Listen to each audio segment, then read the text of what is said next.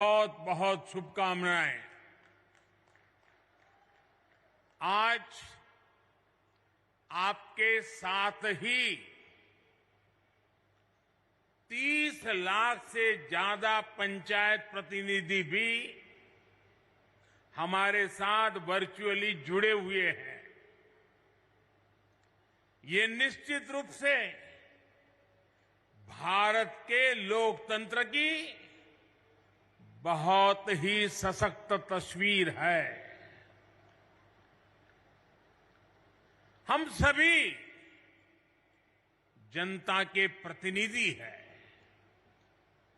हम सभी इस देश के लिए, इस लोकतंत्र के लिए समर्पित हैं।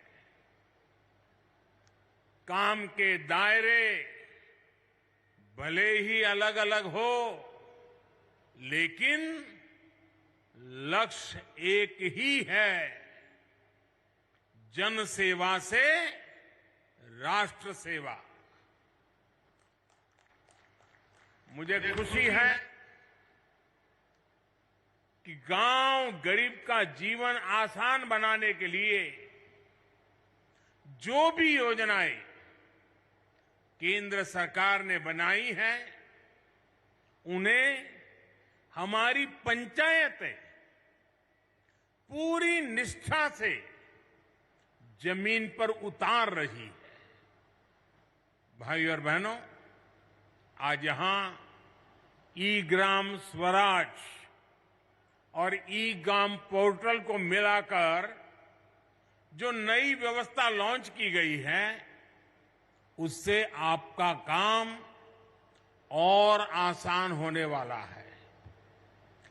पीएम स्वामित्व योजना के तहत भी देश के 35 लाख ग्रामीण परिवारों को प्रॉपर्टी कार्ड दिए गए हैं। आज मध्य प्रदेश के विकास से जुड़ी 17,000 करोड़ रुपए से अधिक की परियोजनाओं का शिलान्यास और लोकार्पण भी हुआ है। इसमें रेलवे के प्रोजेक्ट्स हैं, गरीबों को पक्के घर के प्रोजेक्ट्स हैं, पानी से जुड़ी परियोजनाएं हैं, गांव गरीब का जीवन आसान बनाने वाले, रोजगार का निर्माण करने वाले इन प्रोजेक्ट्स के लिए भी मैं आप सभी को बहुत बहुत बधाई देता हूं। साथियों, आजादी के इस अमृत काल में हम सभी देशवासियों ने विकसित भारत का सपना देखा है और उसे पूरा करने के लिए दिन रात मेहनत कर रहे हैं। भारत को विकसित बनाने के लिए भारत के गांवों की सामाजिक व्यवस्था को विकसित करना जरूरी है। भारत को विकसित बनाने के लिए भारत के गांवों की आर्थिक व्यवस्था को विकसित करना जरूरी है। भारत को विकसित बनाने के लिए भारत के गांवों की पंचायत व्यवस्था, पंचायती व्यवस्था को भी विकसित करना जरूरी है। इसी सोच के साथ हमारी सरकार देश की पंचायती राज व्यवस्था को मजबूत करने के लिए लगातार काम कर रही है। पहले की सरकारों ने कैसे पंचायतों से भेदभाव किया और उनसे उल्टा कैसे हम उन्हें सशक्त कर रहे हैं, पंचायतों में सुविधा बढ़ा रहे हैं, ये आज गांव वाले भी देख रहे हैं, देश के लोग भी देख रहे हैं। 2014 के पहले पंचायतों के लिए वित्त आयोग का अनुदान 17,000 करोड़ रुपए से भी कम था। आंकड़ा याद रखोगे आप? आंकड़ा याद रखोगे? कुछ आप बताओगे तो मुझे पता चलेगा। याद रखोगे? 14 के पहले 17,000 करोड़ से कम। क्या इतनी कम राशि से इतना बड़ा देश, इतनी सारी पंचायतें कैसे अपना काम कर पाती? 2014 में हमारी सरकार आने के बाद पंचायतों को मिलने वाला ये अनुदान 70,000 से बढ़ाकर 2 लाख करोड़ रुपए से ज्यादा हो गया है। आप बताएंगे मैंने कितना बताया? पहले कितना था, अब कितना हुआ? चला जाए साहब। अब आप अंदाज लगा सकते हैं काम कैसे करते हैं। मैं आपको 2 और उदाहरण देता हूं। 2014 से पहले के 10 वर्षों में, मैं उन 10 साल की बात करता हूं, केंद्र सरकार की मदद से 6,000 के आसपास ही पंचायत भवन बनवाए गए थे। पूरे देश में करीब करीब 6,000 पंचायत घर बने थे। हमारी सरकार ने 8 साल के अंदर अंदर 30,000 से ज्यादा नए पंचायतों भवन का निर्माण करवा चुकी है। अब ये आंकड़ा भी बताएगा कि हम गांवों के लिए कितने समर्पित हैं।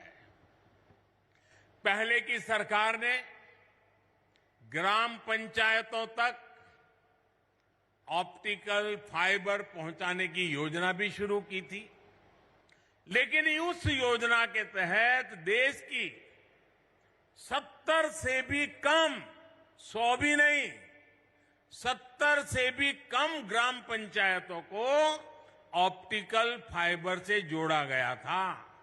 वो भी शहर के बाहर जो नजदीक में पंचायत पड़ती थी वहां पर गए थे। ये हमारी सरकार है जो देश की 2 लाख से ज्यादा पंचायतों तक ऑप्टिकल फाइबर को ले गई है। फर्क साफ है दोस्तों। आजादी के बाद की सरकारों ने कैसे भारत की पंचायती राज व्यवस्था को ध्वस्त किया, मैं इसके विस्तार में नहीं जाना चाहता। जो व्यवस्था आजादी के भी सैकड़ों वर्ष, हजारों वर्षों पहले से थी, उसी पंचायती राज व्यवस्था पर आजादी के बाद भरोसा ही नहीं किया गया। पूज्य बापू कहते थे, भारत की आत्मा गांवों में बसती है, लेकिन कांग्रेस ने गांधी के विचारों को भी अनसुना कर दिया।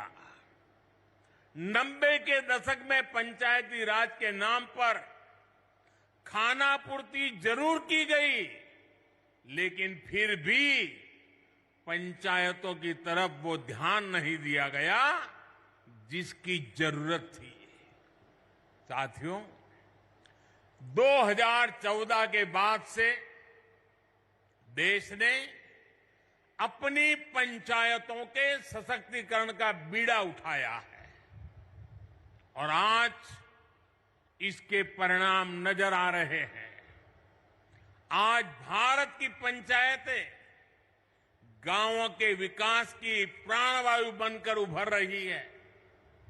ग्राम पंचायतें गांव की आवश्यकता के अनुसार गांव का विकास करें, इसके लिए ग्राम पंचायत विकास योजना बनाकर काम किया जा रहा है।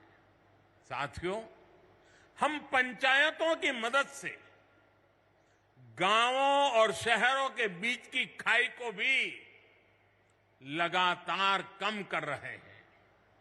डिजिटल क्रांति के इस दौर में अब पंचायतों को भी स्मार्ट बनाया जा रहा है। आज पंचायत स्तर पर योजनाएं बनाने से लेकर उन्हें लागू करने तक में टेक्नोलॉजी का भरपूर इस्तेमाल हो रहा है। जैसे आप लोग अमृत सरोवर पर इतना काम कर रहे हैं, इन अमृत सरोवरों के लिए जगह चुनने में, काम पूरा करने में हर स्तर पर टेक्नोलॉजी का खूब इस्तेमाल हुआ है।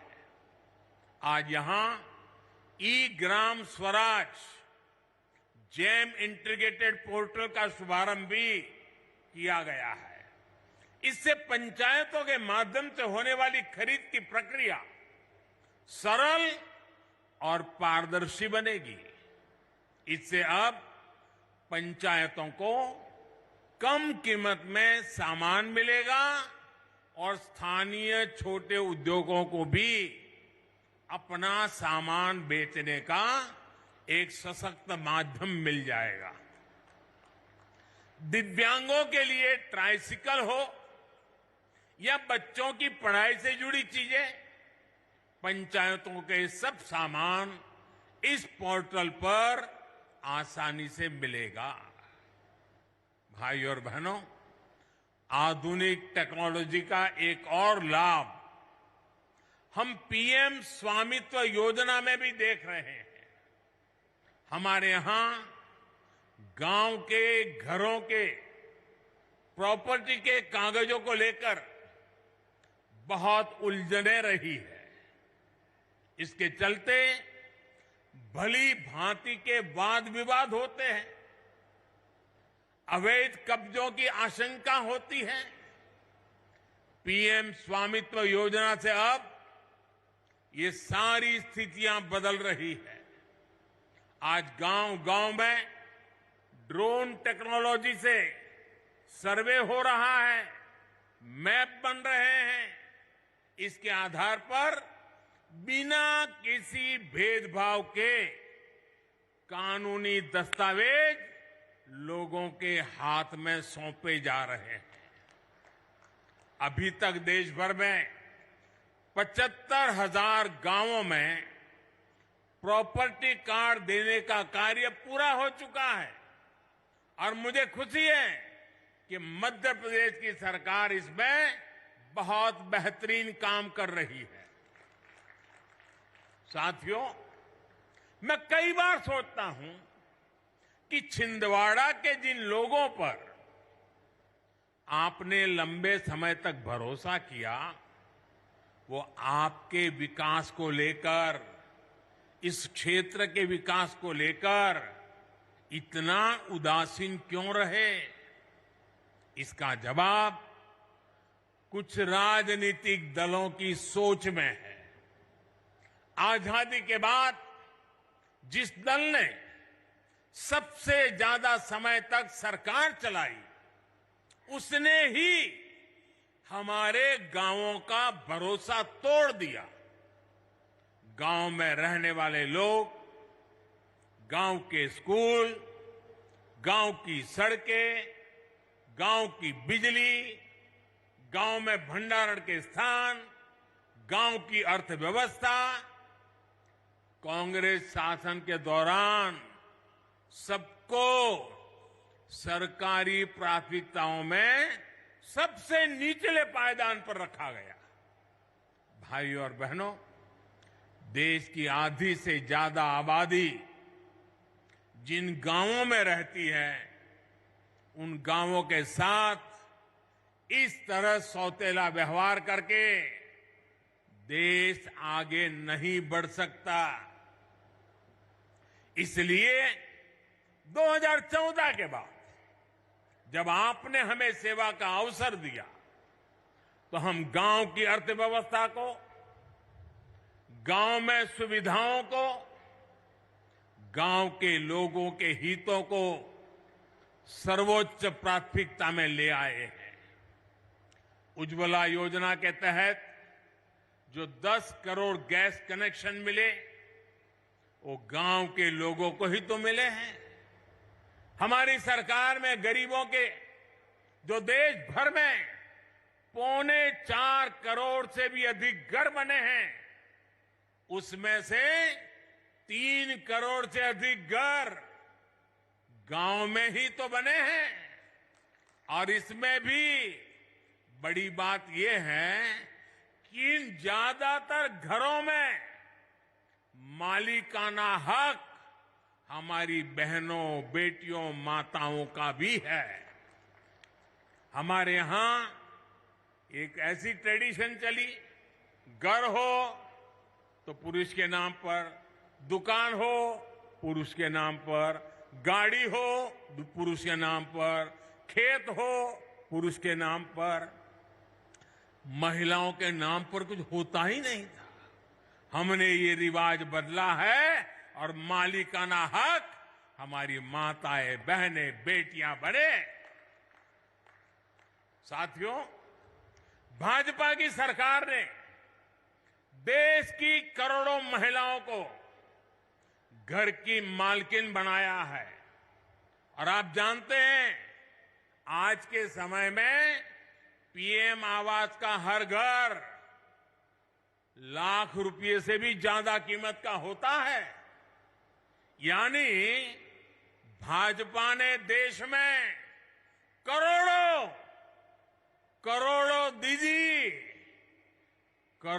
दीदी को लखपति दीदी बनाया है। मैं इन सभी लखपति दीदियों को प्रणाम करता हूं। आप आशीर्वाद दीजिए कि देश में और कोटि-कोटि दीदी भी लखपति बने, इसके लिए हम काम करते रहे। आज ही यहां 4 लाख लोगों का उनके अपने पक्के घर में गृह प्रवेश हुआ है। इसमें भी बहुत बड़ी संख्या में लखपति दीदी बन गई है।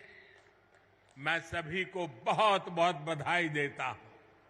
साथियों, पीएम सौभाग्य योजना के तहत जिन 2.5 करोड़ घरों में बिजली पहुंची, उनमें से ज्यादातर गांव के ही घर हैं। गांव के रहने वाले मेरे भाई बहन हैं। गांव के लोगों के लिए हमारी सरकार ने हर घर जल योजना भी शुरू की है। सिर्फ 3-4 साल में इस योजना की वजह से देश के 9 करोड़ से अधिक ग्रामीण परिवारों को घर में नल से जल मिलने लगा है। यहां एमपी में भी गांव में रहने वाले सिर्फ 13 लाख परिवारों तक नल से जल पहुंचता था। पहले की बात करता हूं। आज एमपी के गांवों में करीब करीब 60 लाख घरों तक नल से जल पहुंचने लगा है। और आपका एक जिला तो 100% हो गया है। साथियों, हमारे गांव के लोगों का पहले देश के बैंकों पर अधिकार ही नहीं माना जाता था, बुला दिया गया था।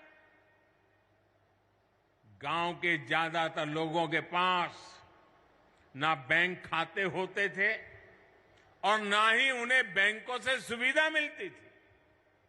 बैंक खाता ना होने की वजह से सरकार जो पैसा गरीबों के लिए भेजती थी, वो भी बीच में ही लूट जाता था। हमारी सरकार ने इसे भी पूरी तरह बदल दिया है। हमने जनधन योजना चलाकर गांव के 40 करोड़ से ज्यादा लोगों के बैंक खाते खुलवाए। हमने इंडिया पोस्ट पेमेंट बैंक के माध्यम से पोस्ट ऑफिस का उपयोग करके गांवों तक बैंकों की पहुंच बढ़ाई।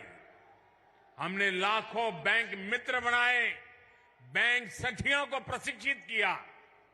आज इसका प्रभाव देश के हर गांव में नजर आ रहा है। देश के गांवों को जब बैंकों की ताकत मिली है, तो खेती किसानी से लेकर व्यापार कारोबार तक सब में गांव के लोगों की मदद हो रही है। साथियों, पहले की सरकारों ने भारत के गांवों के साथ एक और बड़ा अन्याय किया था। पहले की सरकारें गांव के लिए पैसे खर्च करने से बचती थी। गांव अपने आप में कोई वोट बैंक तो था ही नहीं, इसलिए उन्हें नजरअंदाज किया जाता था। गांव के लोगों को बांटकर कई राजनीतिक दल अपनी दुकान चला रहे थे। भारतीय जनता पार्टी ने गांवों के साथ हो रहे इस अन्याय को भी समाप्त कर दिया है। हमारी सरकार ने गांवों के विकास के लिए भी तिजोरी खोल दी। आप देखिए, हर घर जल योजना पर 3.5 लाख करोड़ रुपए से ज्यादा खर्च किया जा रहा है। पीएम आवास योजना पर भी लाखों करोड़ रुपए खर्च किए जा रहे हैं। दशकों से अधिक अधूरी पड़ी सिंचाई परियोजनाओं को पूरा करने के लिए 1 लाख करोड़ रुपए खर्च किए जा रहे हैं। पीएम ग्रामीण सड़क योजना पर भी हजारों करोड़ रुपए खर्च किए जा रहे हैं। पीएम किसान सम्मान निधि के तहत भी सरकार ने करीब 2.5 लाख करोड़ रुपए सीधे किसानों के बैंक खातों में भेजे हैं। यहां एमपी के लगभग 90 लाख किसानों को भी 18,500 करोड़ रुपए इस योजना के तहत मिले हैं। इस निधि से रीवा के किसानों को भी करीब 500 करोड़ रुपया मिले हैं। हमारी सरकार ने जो एमएसपी बढ़ाई है, उससे भी गांवों में हजारों करोड़ रुपए अतिरिक्त पहुंचे हैं। कोरोना के इस काल में पिछले 3 साल से हमारी सरकार गांव में रहने वाले गरीबों को मुफ्त राशन दे रही है। गरीब कल्याण की इस योजना पर भी 3 लाख करोड़ रुपए से अधिक खर्च किए जा रहे हैं। साथियों, जब गांव में विकास के इतने काम होते हैं, जब इतना सारा पैसा खर्च होता है, तो गांव में रोजगार के अवसर भी बनते हैं। गांव में रोजगार, स्वरोजगार को गति देने के लिए, गांव के लोगों को गांव में ही काम देने के लिए केंद्र सरकार मुद्रा योजना भी चला रही है। मुद्रा योजना के तहत लोगों को बीते वर्षों में 24 लाख करोड़ रुपए की मदद दी गई है। इससे गांवों में भी करोड़ों लोगों ने अपना रोजगार शुरू किया है। मुद्रा योजना की बहुत बड़ी लाभार्थी भी हमारी बहनें हैं, बेटियां हैं, माताएं हैं। हमारी सरकार की योजनाएं किस तरह गांव में महिला सशक्तिकरण कर रही है, गांव में महिलाओं को आर्थिक रूप से सशक्त कर रही है, उसकी चर्चा आज हर तरफ है। बीते 9 साल में 9 करोड़ महिलाएं सेल्फ हेल्प ग्रुप में शामिल हुई है। यहां मध्य प्रदेश में भी 50 लाख से ज्यादा महिलाएं स्वयं सहायता समूहों से जुड़ी है। हमारी सरकार में हर स्वयं सहायता समूह को बिना बैंक गारंटी प्रधानमंत्री नरेंद्र मोदी जी का मध्य प्रदेश के रीवा में जनता को संबोधन। मैं जनता का प्रतिनिधि हूं और आज ही के दिन मध्य प्रदेश में 4 लाख घरों की चाबियां दी गई हैं। प्रधानमंत्री आवास योजना के तहत महिला सशक्तिकरण पर बोले प्रधानमंत्री नरेंद्र मोदी। ये भी कहा कि मैं प्रधान सेवक था और प्रधान सेवक ही हूं। जनता की सेवा करना मेरा ध्येय है। शहर के साथ गांव का विकास भी इस सरकार के लिए प्राथमिक है।